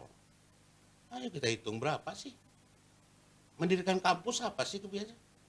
Apalagi kalau sekedar ilmu hukum, ilmu sosial, kan nggak banyak barang-barang material habis yang harus diperbaiki. Dosen yang bagus yang mau kita dirikan, alat bantunya cuma perpustakaan dan lain sebagainya. Berarti tidak ada. Kenapa sombong banget atau malas sekali negara ini berpikir ke arah itu? Kalau dia dibikin menjadi komoditi mahal yang tak terjangkau, luar biasa. Satu lagi, negara dan rakyat ya. Negara ini kan didirikan dengan perjanjian. Konstitusi itu perjanjian antara negara. Pasal 27 ayat 2 bunyinya adalah tiap-tiap warga negara berhak atas pekerjaan dan penghidupan yang layak bagi kemanusiaan. Apakah solusinya membuat undang-undang cipta kerja? Saya kira tidak. Ayo kita buat dulu satu simulasi. Tahun lalu disebutkan oleh BPS pengangguran di Indonesia itu 10 juta. Kalau mereka masing-masing diberi 2 juta, dalam setahun berapa habis? 240 triliun. Tidak kolaps APBN? Tidak kolaps. Bapak Ibu bayangkan, pekerjaan bukan hanya penyambung hidup, tapi martabat dia, harga diri dia. Dan mayoriti dari yang tak bekerja, yang nanti mengalami kekeroposan dignity-nya itu adalah umat kita. Karena itu, kalau saya yang jadi presiden, Indonesia tanpa pengangguran. Tiap orang menganggur sudah daftar pada pemerintah, bekerja di sektor pemerintah. Dan jenis pekerjaan itu saya ekonomi disebut last resort, pekerjaan terakhir yang masih tersedia. Memang tidak banyak gajinya, 2 juta. Tiap rumah tangga penganggur itu dengan 2 juta, itu akan ada satu multiplier effect yang kuat, sehingga teriakan-teriakan seperti sekarang UMKM, lebih banyak UMKM itu ditatar, diseminarkan dan sebagainya itu kolaps, dikasih uang sekian juta, habis uang sekian juta itu kolaps lagi. Kenapa? Daya beli rakyat tidak ada. Yang terakhir dari 5 prinsip dasar yang dikemukakan dalam konstitusi kita pembukaan adalah ikut dalam upaya ketertiban dunia. Speak up ketika ada yang terjolimi di negeri ini. Jangan hanya di Gunung Tua baru kita ribut. Jangan hanya di Aceh baru kita ribut. Xinjiang juga harus kita teriaki. Khmer itu juga harus kita perhatikan. Palestina itu juga harus kita perhatikan. Semua yang namanya penjajahan atau penindasan. Kompleksitas berbangsa bernegara itu bukanlah ukuran-ukuran energi yang diserap atau ukuran ekonomi generasi dan lain sebagainya. Luas sekali negeri ini dan diperlukan pemimpin yang memiliki visi ke depan. Saya yakin Bapak-Bapak Ibu sekalian yang hadir di sini juga sangat paham bahwa Indonesia kita ini sangat penuh harapan ke depan. Tapi kepesertaan kita di dalam mendorong pemerintahan ini banyak model-model partisipasinya, termasuk memberi mereka nasihat. Dan memang dalam demokrasi kontraknya seperti itu, adalah hak untuk memberikan sesuatu ke arah yang memberi solusi, dan hak untuk membantah pun diatur oleh konstitusi dalam demokrasi itu. Terima kasih. Ya, sungguh luar biasa dari Pak Dr. Sohibul Ansori Siregar. Semakin malam semakin hot penjelasannya sehingga kita jauh dari ngantuk. Masih ada beberapa profesor kita. Tadi putaran pertama sudah ditanyakan dan di-trigger oleh Profesor Kehidupan dan Profesor Pergerakan Pak Sahira Jandi. Masih ada dari ekonomi dan tafsir 1-2 menit masih ada waktu kita untuk memberikan, mensedekahkan dan menghibahkan teori-teorinya mungkin dalam ulang tahun kemerdekaan RI yang ke-70 ini. Kami persilakan kepada Pak Prof. Terima kasih. Assalamualaikum warahmatullahi wabarakatuh. Pak Rektor yang terhormat, nampaknya apa yang direnungkan oleh Pak Rektor itu persis juga seperti yang saya renungkan. Pertama begini, ketika kita merebut kemerdekaan, baik dari slogan, kejiwaan, perjuangan, nama agama itu tak pernah pudar. Itu sebagai senjata pemungkas. Tapi setelah kita berhasil merebut kemerdekaan atas nama agama, tapi agama itu kita pudarkan. Sehingga muncullah agama itu persoalan pribadi, agama jangan dibawa dalam bekerja dan sebagainya. Sehingga kita kehilangan arah. Nah jadi di dalam kehilangan arah yang seperti ini, kita ini sebenarnya apa? Udah termasuk durhaka terhadap sejarah. Karena kita menghilangkan yang dulu merupakan mutiara di dalam merebut kemerdekaan itu sendiri. Nah jadi oleh karena itu, ini agama harus kita jadikan apa? Tumpuan di dalam membangun kemerdekaan. 77 yang direnungkan Pak Rektor itu waktu lama. Tapi kesan hampir tak nampak. Nah persoalannya itu ada di mana? Karena terjadi pemotongan itu tadi. Agama itu kita tinggalkan, akhirnya kita meraba-raba ke sana kemari, sehingga kita tidak tahu apa yang harus kita perbuat. Nah ini yang saya maksud dengan kedurhakaan itu tadi. Nah jadi dalam mengisi hal-hal yang seperti ini, tidak ada jawabannya memang. Kita memang harus mengisi kemerdekaan Republik yang sudah 77 tahun kita lalui ini dengan agama. Kita harus kembalilah kepada garis perjuangan awal. Tidak lagi muncul kata-kata bangkit. Saya pun kurang setuju Pak dengan kata-kata bangkit. Karena bangkit itu tidak maju-maju Pak. Seharusnya 77 tahun ini Indonesia berlari atau Indonesia terbang. Kalau masih bangkit itu maknanya kita berada di tempat. Nah apalagi ini kan 77. Angka 7 ini kan kalau dalam Al-Quran kan luar biasa ini Pak. Ini pendorong. Nah 7 bumi, 7 langit, 7 lembu yang gemuk, 7 kurus, 7 gandum kan begitu nih Pak. Nah, ini renungan kan begitu. Nah. Jadi kalau ini yang kita tinggalkan, maka ini tadi sampai kapanpun nanti juga angka yang ke 100 kita juga akan berbicara bangkit dan sebagainya. Nah kita harus tahu bahwa ketika agama memberikan dorongan dan dipahami itu secara baik. Tadi Pak Rektor menyinggung tentang bambu runcing. Bagi bangsa kita bambu runcing itu bukan hanya sekadar alat saja. Hanya sekadar wasilah itu Pak. Nah tapi di balik bambu runcing itu agama mengajarkan yang penting kamu berjuang. Masalah hasil itu serahkan kepada Tuhan. Nah jadi kalau sudah dibalut agama maka semua akan ikut serta. Tak pernah di SK-kan nenek saya dulu harus memasak untuk prajurit-prajurit yang perang itu Pak. Tapi dia memasak sendiri Pak. Walaupun ikan asin yang ditaruhkannya, ketika mereka pulang mengajar Belanda itu, ya makannya ke situ. Tidak dapat sertifikat dia gara-gara itu. Panggilan apa? Itu panggilan agama.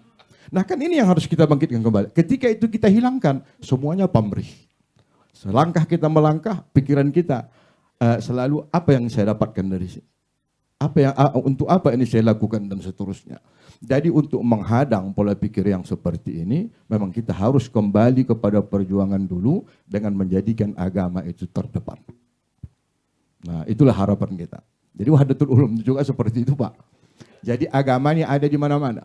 Seorang dia belajar matematika, dia harus memahami agama ada di sana. Karena kedua-duanya ini kan dari Tuhan ini, ilmu Tuhan. Dan kedua-duanya juga punya potensi untuk mendekatkan diri kepada Tuhan. Nah, Uwinsu udah berbuat ini. Nah, tapi jangan lagi dikatakan Pak Uwinsu kita juga bangkit. Nah, saya setuju. Tapi Uwinsu kita sekarang ini sudah apa? Sudah berlari. Dan Uwinsu kita akan terbang. Nah, itu maksud saya. Iya, terima kasih Pak. Assalamualaikum warahmatullahi wabarakatuh. Luar biasa Profesor Tafsir kita ini, tentunya kepada pemirsa melalui Zoom, kemudian YouTube dan Facebook, semakin asik untuk mengikuti dialog ini.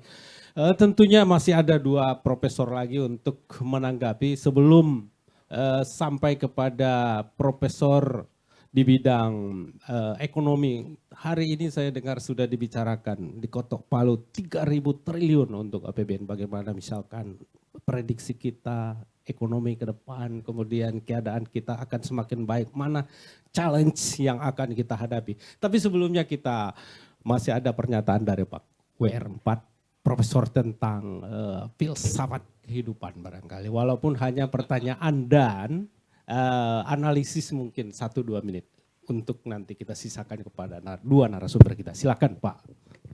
Baik, terima kasih. Assalamualaikum warahmatullahi wabarakatuh. Yang sama kita hormati Bapak Rektor Profesor Dr. Sahrin Harahap MA, narasumber kita Dr. Sohibul Ansori, Siregar MSI,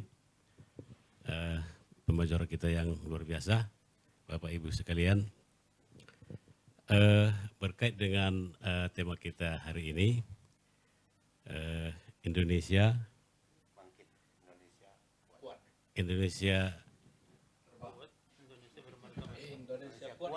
kuat, Indonesia bermartabat. Jadi memang kalau dari sudut pandangan sosial, sebetulnya ada beberapa dekade perjalanan sejarah bangsa kita yang sepertinya orientasi bangsa kita saat ini itu sepertinya berubah dari apa yang diharapkan oleh Undang-Undang Dasar, seperti yang dikritik oleh Pak Sohibul Ansor tadi. Indonesia itu kan dalam undang-undang disebut sebagai negara demokrasi dengan kerakyatan, ekonomi kerakyatan. Artinya ternyata Indonesia ini menjadi negara kapital, kan begitu. Terjadi perubahan orientasi sistem kenegaraan kita. Oleh karena itu sebetulnya apa yang terjadi pada hari ini sebetulnya juga tidak terlepas dari beberapa faktor yang mempengaruhi perkembangan global seperti disampaikan oleh Pak Sohibul Ansor tadi. Kita tahu bahwa selama pemerintahan Orde Baru, para pemegang kekuasaan itu lebih banyak berasal dari negara-negara yang pernah belajar ke Amerika atau Eropa. Jadi sehingga semua negara-negara itulah negara kapital. Oleh karena itu dalam kajian atau pendekatan politik kenegaraan dan ekonomi, akhirnya kebijakan politik negara itu lebih banyak dipengaruhi oleh para pemimpin bangsa kita yang berasal dari belahan-belahan dunia yang orientasi ekonomi itu kapital gitu. Bertolak belakang dengan orientasi awal dari pendirian negara Indonesia ini. Lalu bagaimana? Apa yang harus kita lakukan?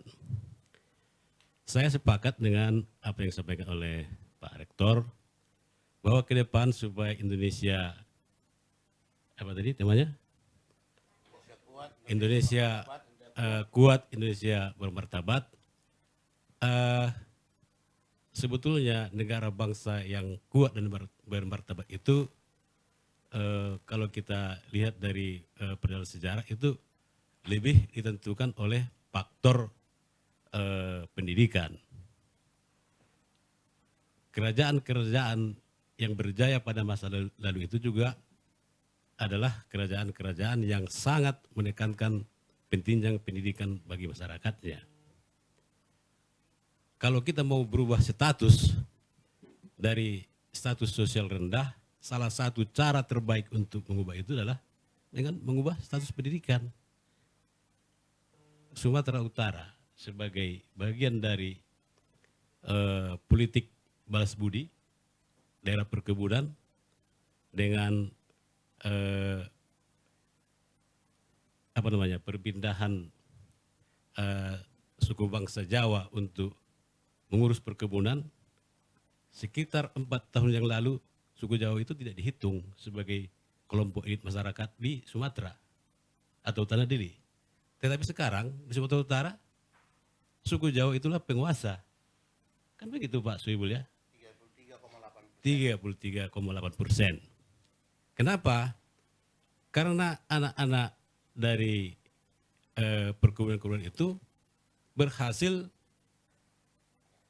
dalam pendidikannya, sehingga mereka berhasil merebut posisi-posisi strategis dalam sebuah negara. Apakah itu sebagai birokrat, atau sebagai politisi, dan juga sebagai penguasa. Bahkan kelompok militer. Iya, jadi ini kan kelompok strategis negara yang akan menentukan negara ke depan. Oleh karena itu, saya kira solusinya adalah bagaimana kita membangun sistem pendidikan kita yang bermartabat.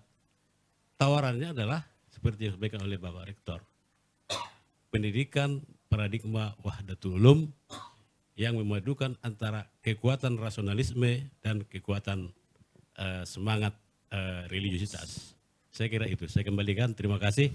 Wassalamualaikum warahmatullahi wabarakatuh. Waalaikumsalam warahmatullahi wabarakatuh. Sungguh luar biasa. Kita masuk tanggapan terakhir. Walaupun ada beberapa dari peserta yang hadir pada hari ini, dan karena memang sangat antusias sampai keluar sana, ada yang duduk.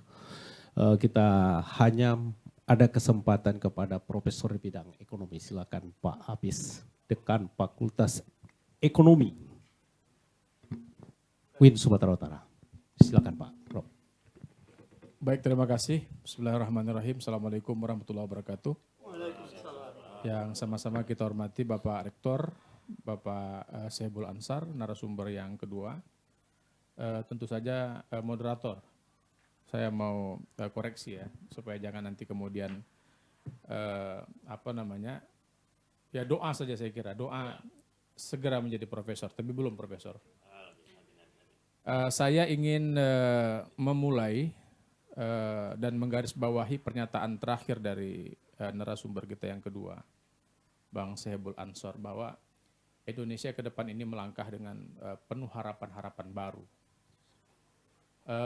Saya kira kalau kita lihat tema Dirgahayu Kemerdekaan yang ke-77 ini, ya, pulih lebih cepat, bangkit lebih kuat. Dan saya kira juga tema yang kita bincangkan hari ini, Indonesia lebih kuat, Indonesia lebih bermartabat.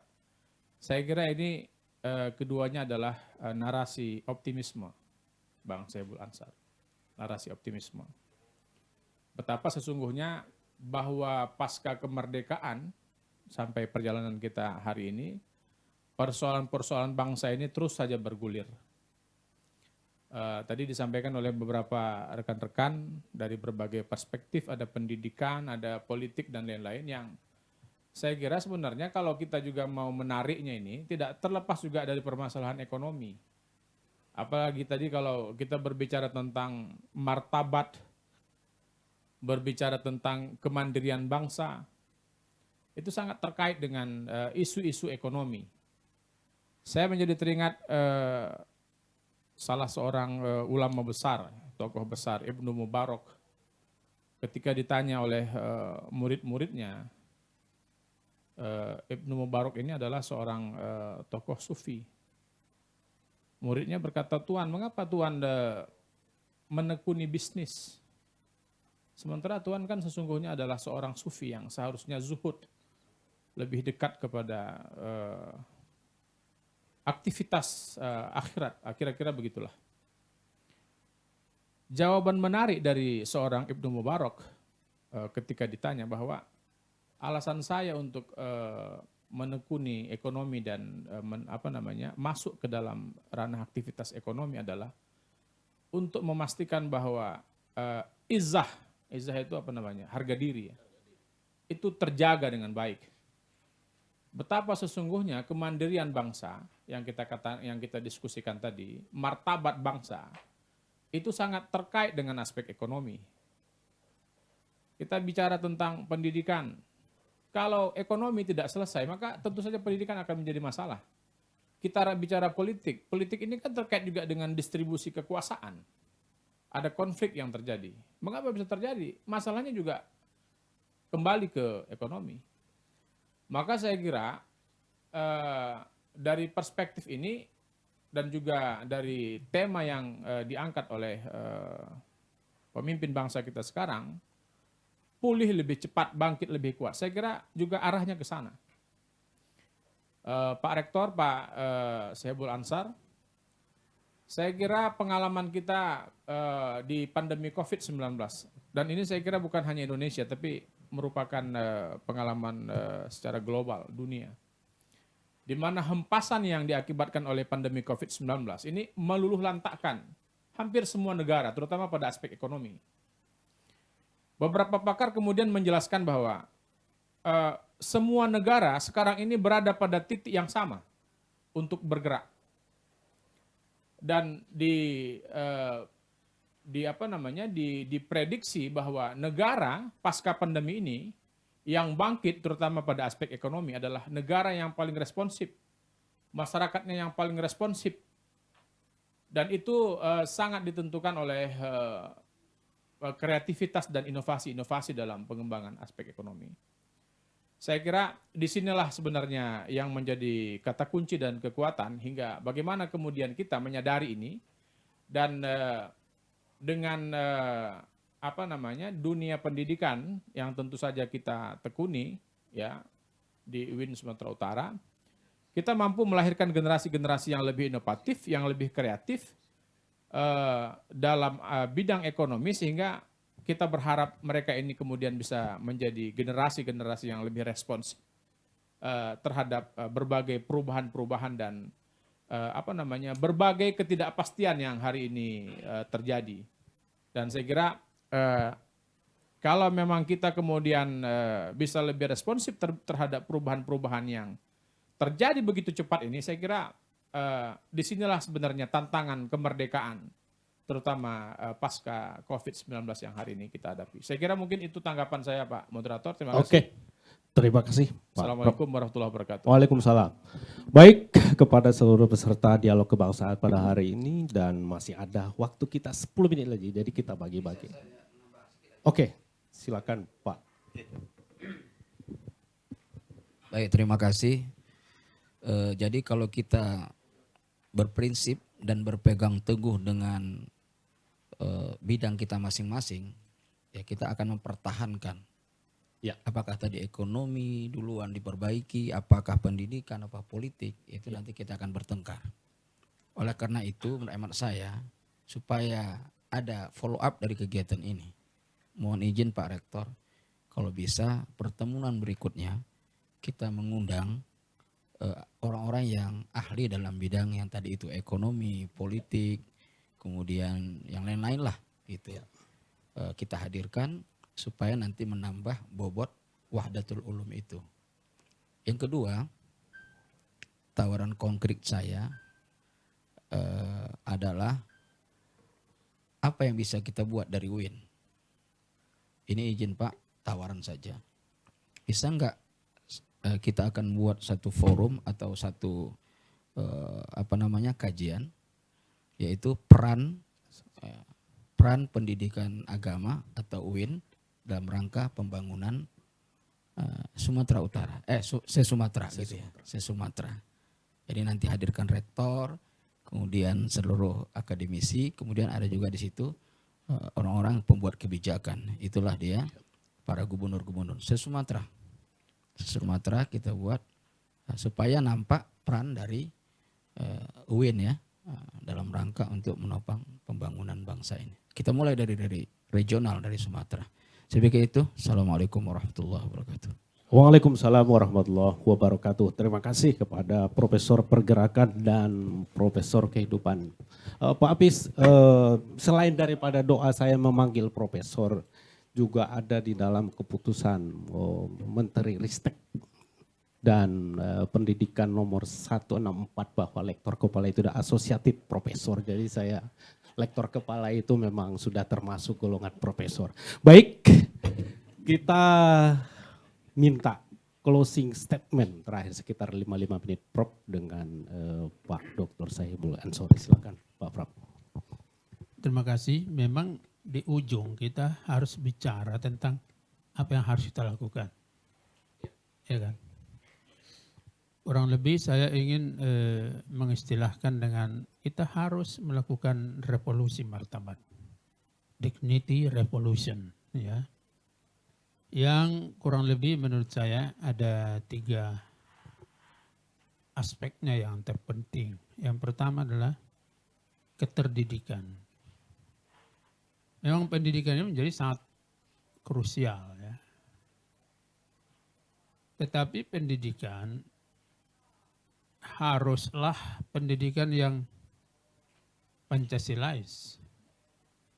Pancasilais ini jangan terus lalu dalam hati kita mengatakan bukan agamis gitu. Ya kan? Kita ambil contoh misalnya, ada banyak term-term, istilah-istilah yang digunakan oleh Pancasila itu sebenarnya memerlukan keterdidikan yang tinggi. Misalnya kita sebut falsafah.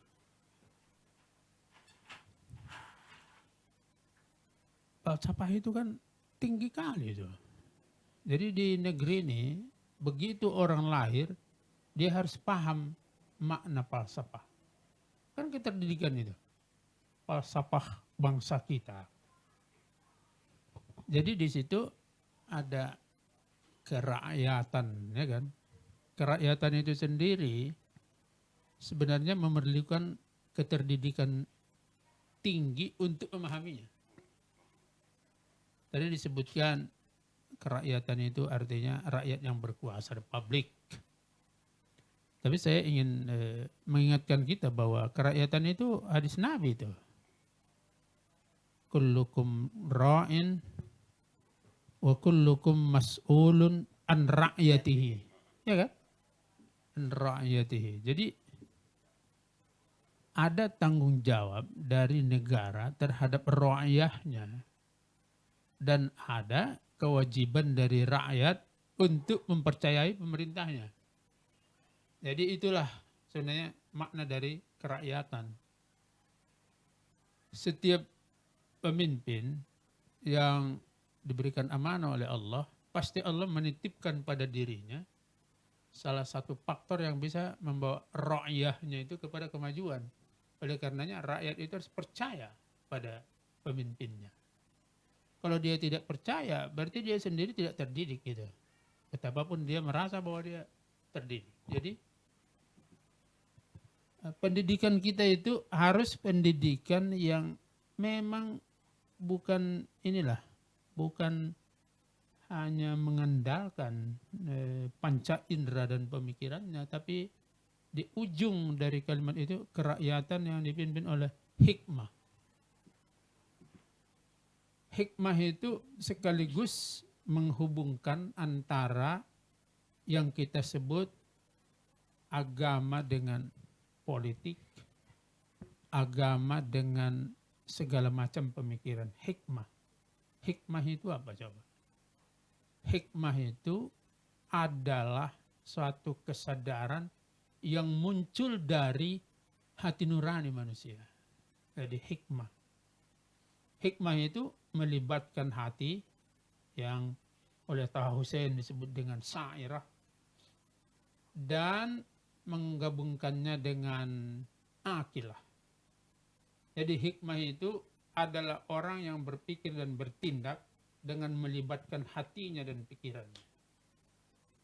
Jadi saya ingin mengingatkan bahwa pendidikan itu harus mengembangkan kedua dimensi itu, dimensi syairah dan dimensi akilah, dimensi hatinya dan dimensi otaknya.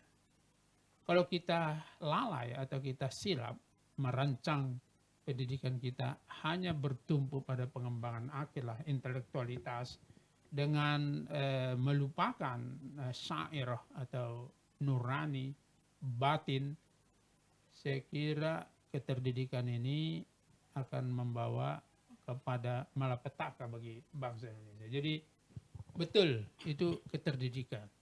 Yang kedua ekonomi, saya tidak bahas karena ekonomi itu adalah bagian dari kehidupan. Sebenarnya kalau dalam filosofi Islam itu hidup ini adalah ekonomi.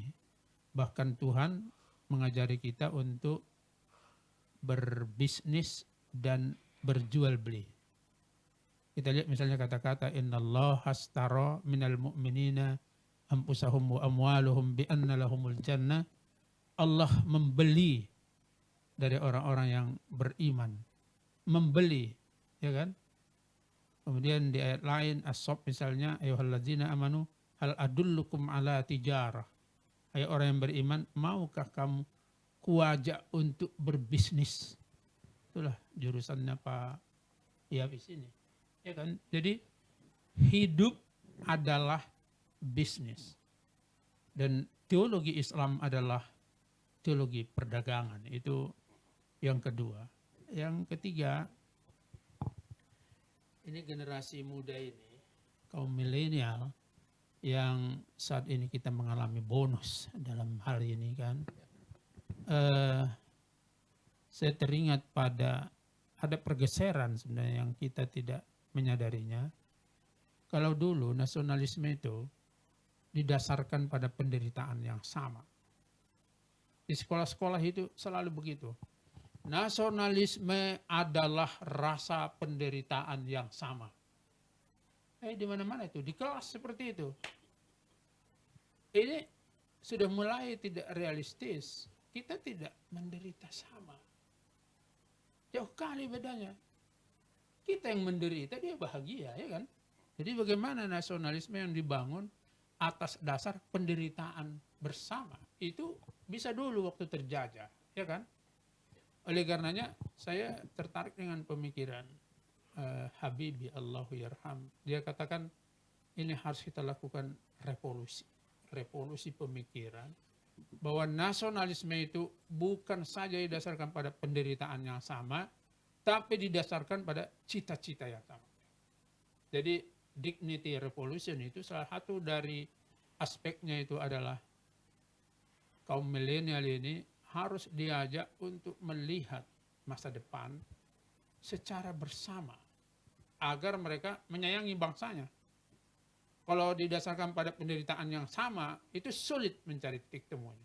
Tapi kalau diarahkan pada cita-cita yang sama di masa depan, itu sangat memungkinkan kita untuk membuat mereka menyayangi bangsanya. Saya kira itu. Terima kasih. Assalamualaikum warahmatullahi wabarakatuh. Assalamualaikum warahmatullahi wabarakatuh. Baik, tidak terasa Pak Prof kita sudah sampai ke penghujung waktu, tapi masih ada sisa waktu sekitar 5 menit sebagai closing statement dari narasumber yang kedua, yaitu Pak Prof Dr. Sohibul Ansori. Silakan Pak. Alhamdulillah, masukan dari audiens Pak Profesor Rahman, Pak Zain ya, Pak Hafiz dan Pak Marembang, Pak Selwa dan Pak Hafiz lagi. Ada beberapa catatan begini. Soal ekonomi Pak Hafiz, masa COVID kurang lebih 2 tahun, saya dan tim melakukan webinar dengan banyak orang internasional itu.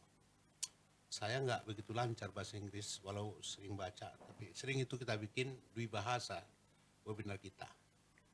Ketika dia narasumber Arab, ya translator dari Arab kita gunakan itu. Salah satu di antara catatan yang penting itu soal makroekonomi konstitusi kita. Modern monetary theory diajarkan detail sekali itu, sampai 2-3 kali kami mengulang-ulangi pertemuan dengan Fadil Kabob. Untuk Anda, Indonesia, dia bilang, too small uang yang kalian cetak untuk melawan COVID itu. Anda punya sumber daya. Jangan percaya mitos soal teori-teori ekonomi yang dibikin oleh Barat. Ciptakan uang seberapa mau untuk membiayai apa yang kau mau. Sumber dayamu banyak, itu jaminannya. Lalu kemudian aktifkan productivity. Utamakan keselamatan dalam negeri, kecukupan dalam negeri. Baru berpikir ekspor. Anda jangan berpikir kalau ekspor itu hebat-hebat, enggak. Enggak sama itu dolar yang Anda terima dalam bentuk digit dan uang virtual dengan gelondongan kayu yang Anda kirim dengan menghabisi hutanmu. Pemimpin-pemimpin komprador di negeri-negeri yang baru melek itu, pikirannya begitu. Perimbangan perdagangan itu begitu. Dia nggak kira bahwa material yang kita kirim itu nggak sama harganya dengan uang digit itu. Ya banyak sekali pelajaran di sini. Makro konstitusi kita ada basisnya pasal 33, itu semua ditelantarkan. Yang kalau kita kembali ke Indonesia, prinsip-prinsip dasar yang dituangkan dalam konstitusi itu barangkali kita bisa lebih baik itu. Koperasi, di manakah kita temukan koperasi di negeri ini? Kecuali di kantor-kantor, di sini ada. Saya ingin satu ketika membaca koran berita tender koperasi UIN ikut tender memperebutkan jalan tol Sumatera. Harusnya begitu, karena ekonomi kekeluargaan katanya basisnya koperasi. Sampai meninggal Mobiarto meneruskan pikiran dari Pak Hatta, dan sekarang tinggal Sri Edi Suasono, nggak ada jejak apanya. Tapi di kantor-kantor selalu ada. Paling banter dia kan kasih SHU menjelang hari raya, dikasihnya tiga botol 3 botol sirup. Kita nggak terbiasa sirup-sirup ini sejak usia 40 tahun lagi nggak dikasihkan aja tetangga. Sebegitu ringkihlah urusan ekonomi di Indonesia ini. Padahal itu disebut basisnya. Jadi saya ingin nanti lebih spesifik dengan Pak Hafiz ini untuk berdiskusi mengenai hal itu, Pak. Untuk mencari solusi bagi Indonesia. Solusinya sementara, karena saya tidak basis ekonomi, adalah kembali ke makroekonomi konstitusi. Nanti tanggal 26 dan 28 di Medan ada Kongres Islam kedua. Kita diundang ke situ tuh. Diundang Nursi, diundang beberapa ekonom yang lain untuk membincangkan hal seperti ini. Sabar sedikit lagi Pak ya. Kemudian origin Indonesia adalah negeri agama. Nah, kita baca ulang dulu Pancasila sila pertama. Ketuhanan dengan kewajiban menjalankan syariat Islam bagi pemeluk-pemeluknya. Nggak usah kita bayangkan dulu bahwa itu sudah di draft. Itu kan negeri yang dimerdekakan itu negeri agama. Agamanya apa? Islam. And that's khilafah. Saya akan katakan begitu. Agak berani sedikit kan? Kan dikoreksi oleh para profesor ahli nanti situ. Ada Pak Mufassir kita ada di sini. Iya kan? Tapi mengapa begitu buruk perlakuan, image? Ada banyak orang yang mengalami penyakit self-hating Muslim. Dia Muslim, bahkan juga mungkin pada jabatan-jabatan institusi Islam yang kuat, tapi narasi orientasi hating Muslim, membenci keislaman itu. Satu contoh. Sebelum masuk ke sini, saya baca di Facebook, aduh bagaimana ini? Dia bilang begini di Facebook itu, untunglah tidak ada orang yang menuntut perayaan 17 Agustus kemerdekaan itu menurut kalender Hijriah. Astagfirullah. Saya sudah tahu berapa lama ini berlangsung begini. Apakah dia tidak punya hak? Jangan dimusuhi itu. Jangan dimusuhi itu. Dia ingin memperingati perayaan kemerdekaan Indonesia tidak pada tahun miladia. Di mana salahnya itu? Memang itu berlangsung pada dua apa ya? Di daftar apa namanya? Dua kalender. Kan itu dia. Terlalu apa saya rasa ini? Dan dari kampus-kampus dekat-dekat sini juga. Agak puyeng saya. Inilah salah satu di antara contoh self-hating Muslim itu. Mereka yang memperingati itu bukanlah orang yang sedang membenci orang lain termasuk negara. Tidak. Memupuk kecintaannya kepada negara berdasarkan pemahamannya terhadap kewajiban agama. Satu. Kemudian Pak Dr. Sahira Jandi, soal politik identitas tadi itu. Siapakah Bapak politik identitas Indonesia? Soekarno. Cuma Soekarno itu dibawa oleh kelompok lain dan dia definisikan Soekarno itu sesuai dengan kehendak dia. Bukti, tentu Bapak-Bapak minta bukti saat saya. Ketika menjelaskan pada sidang tanggal 1 Juni BPUPKI, saat menjelaskan Pancasilanya itu, sila perwakilan, apa dia bilang? Saudara-saudara orang Kristen, janganlah merasa akan ditinggalkan. Jika Anda mau undang-undang dan bahkan konstitusi dituliskan dengan menyalin letter-letter dari Bible itu, perbanyaklah orang-orangmu di perwakilan. Orang Muslim juga begitu. Silakan yang lain-lain. Itu dinamika dan itulah demokrasi yang terjadi di mana-mana, baik di Mesir, di Amerika dan sebagainya. Pidatonya berapi-api. Tapi nggak banyak orang yang berani mengutip ini. Di UIN kita berani aja. Karena di sini banyak yang sangat paham sejarah. Kemudian yang ketiga adalah andil umat Islam. Jangan makin hari makin tipis itu. Saya katakan begini sering. Ada sejumlah organisasi jihadis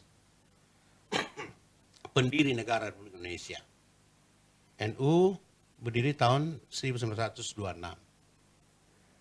Ada deklarasi jihad, resolusi jihad, dan itu titik kulminasinya saja yang dicatat oleh sejarah. Banyak sekali itu. Tahun 12 Muhammadiyah berdiri. Syarikat Islam kalau kita kaji itu pidato para tokohnya di sana luar biasa. Mereka memperjuangkan Indonesia, mendirikan Indonesia. Dan setelah mereka deklarasikan kemerdekaannya, dibiarkannya itu menjadi urusan publik dan dia mundur ke pesantren-pesantrennya. Sebelum Indonesia merdeka, mereka adalah real state, perfect state in the real state. Negara yang sempurna di dalam sebuah negara yang sah. Karena NU membuat senjatanya pun ada, tentaranya ada, apa nama tentara NU itu? Iya. Dan Muhammadiyah punya juga tentaranya. Sudirman panglimanya. Iya kan? Jadi kalau NU meminta Kementerian Agama harus diurusnya, Muhammadiyah minta urus nanti TNI itu diurus oleh Muhammadiyah lah. Panglimanya dia yang bikin. Itu joke saja ya gitu ya. Terus sedikit lagi Pak ya. Organisasi-organisasi sangat fair dan tidak mengatakan, mengklaim kamilah yang memiliki ini, yang lain jangan. Tidak. Ditinggalkannya Pak. Dibiarkannya di urusan publik itu. Di urusan demokrasi. Iya kata dia. Diserahkannya. Jadi sekarang tak ada orang kita di jabatan-jabatan strategis, nangis juga batin kita. Makanya demokrasi tidak boleh mengabaikan unsur mayoriti.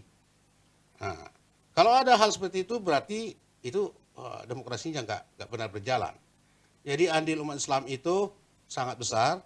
Organisasi-organisasi jihadis itu harus tetap berjuang, jangan meninggalkan lapangan permainan ini. Yang terakhir adalah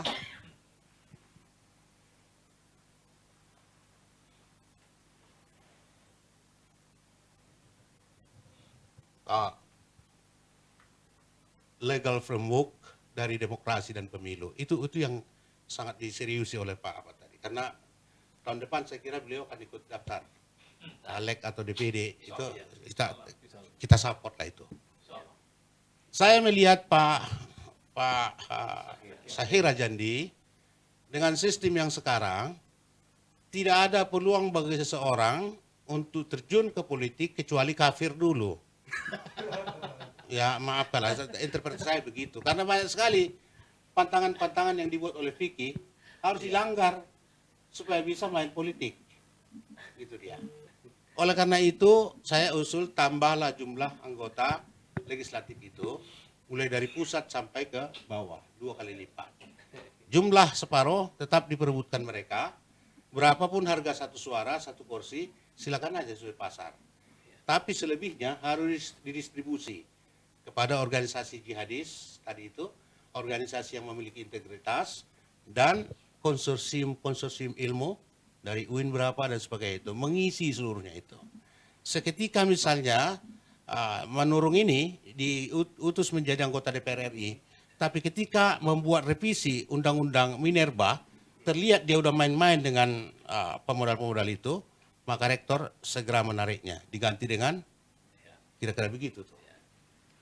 Tarik gelarnya Pak. Kualitas produk dari legislasi itu sangat buruk dan mereka tidak malu. Hari ini ditetapkan, besok didestroy di Mahkamah Konstitusi, nggak malu-malu dia. Jadi biarkan aja partai politik itu dengan partai politik, tapi kita tidak biarkan, tambah itu serupa.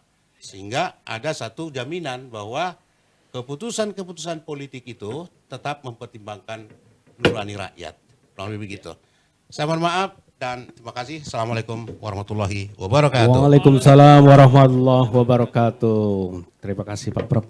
sudah memberikan pencerahan di masyarakat kita Sumatera Utara, dan begitu juga dengan Pak Sohibul Ansori telah memberikan pokok-pokok pikirannya, begitu juga dengan para profesor sebelah kanan dan adik-adik mahasiswa dan sebelah kiri juga, dan tentu tidak lupa juga kepada Bapak Ibu yang mengikuti melalui Zoom, Facebook, dan YouTube.